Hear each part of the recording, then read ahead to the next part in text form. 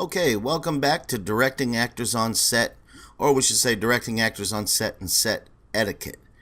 There's definitely a difference. Directing actors on the set is definitely different than directing them in rehearsals or pre-production. These are some things just to watch out for. We'll get to the set etiquette part towards the end. First thing I want to talk about is generalization. This means to give non-specific, vague direction. And an example of this is be funny, be happy, be sad, be orange. Being happy is easy. Being funny is easy. Being sad is easy. But going from happy to sad is one of the hard parts. So that's why generalization basically means you got to be more specific in your direction. What does funny mean? What does sad mean? It means something to everybody different. A personal example, I worked on a set one time where a director came up to me and he was kind of a hippie guy. He was kind of a cool dude, but he just couldn't convey his message. And he said, "Hey, Tom, how about in the scene, man? I want you to be orange, dude. I want you to be orange." And I had no idea what he meant. Being orange, I didn't know what it meant at all.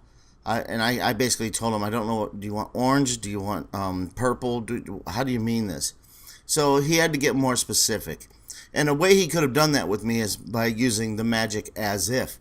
It's a great director's tool. Instead of saying, do it this way or do it that way, you can actually think of the line as if you had to give somebody advice.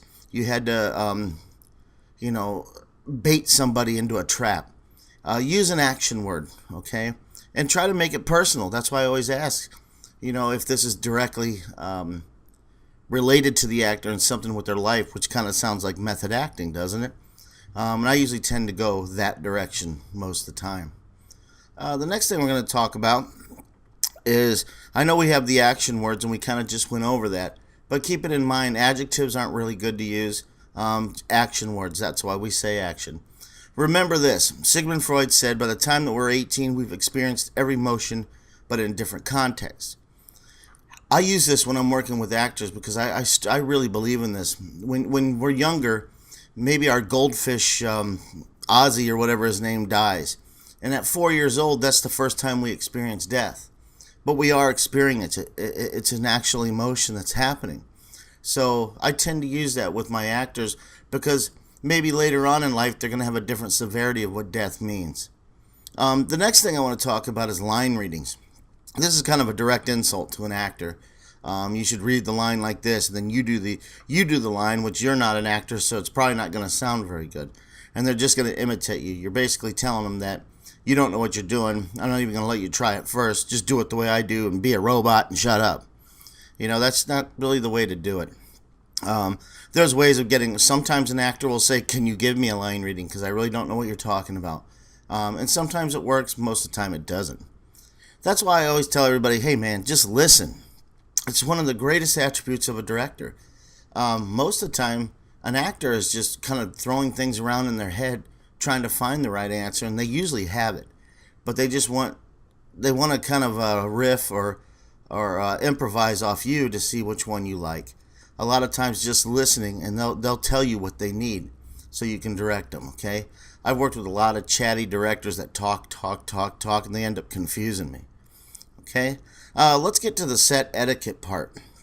When we're giving an actor direction, or if we're giving them comments on the performance or their blocking, I like to think of it as almost like the mafia. We don't want the feds to hear us. I don't want anybody hearing what I'm saying on set unless it has something to do with safety. Actors are very self-conscious. I've said that before. They don't like to be ostracized in front of the whole crew, and that'll actually get them going into their hole, and they don't ever come out. So try to make sure you can practically say anything you want to an actor, but just make sure it's in confidence.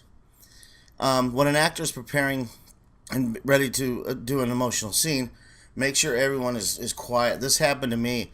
Like I said, I was playing a miner in the coal mines in West Virginia, and I was taking my last breath, and they were shooting me in a close-up, and I was saying goodbye to my family, and then all of a sudden, right before we ran the take, I heard the DP actually said a joke to one of his grips, and it was actually made me laugh really hard because it was kind of an old grandma joke.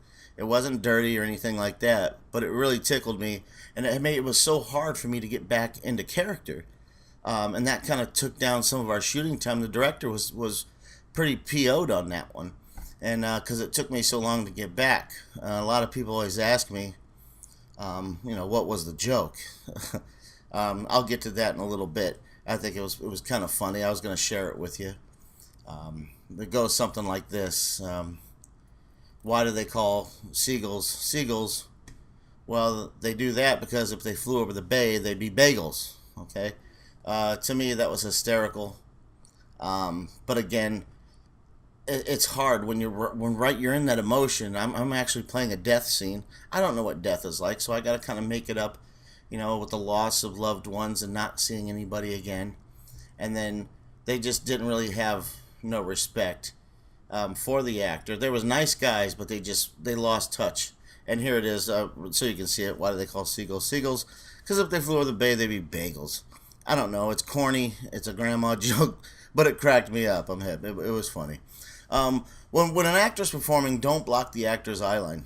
You guys probably heard the stories of Christian Bale on the set of Terminator freaking out because the DP was carrying lights and he freaked out. Don't get in their eye line, because if they move their eyes, that's big on a close-up. This is another one with etiquette. Carry gum, breath mints at all time. Use deodorant. Everybody's going to be working tight, close together, and nobody wants to smell you. and it's pretty bad. Yeah, you'll have a kit that you take with you every time you go to a film shoot. Make sure you have some gum, mints, and all that good hygiene stuff. Save intimate shots for the end of the day. This is very important. If the shot has to do with high emotions, nudity, and come on, it happens. I mean, that's the way of life. Make sure only the necessary crew members have to be there. If you got 25 people watching this intimate scene happen, again, the actor could go into their hole and kind of just recluse. So keep that in mind. Thanks for watching this. I hope you're getting something out of the class. I've been reading some of your posts. You guys are doing great. And I'll talk to you on the next video.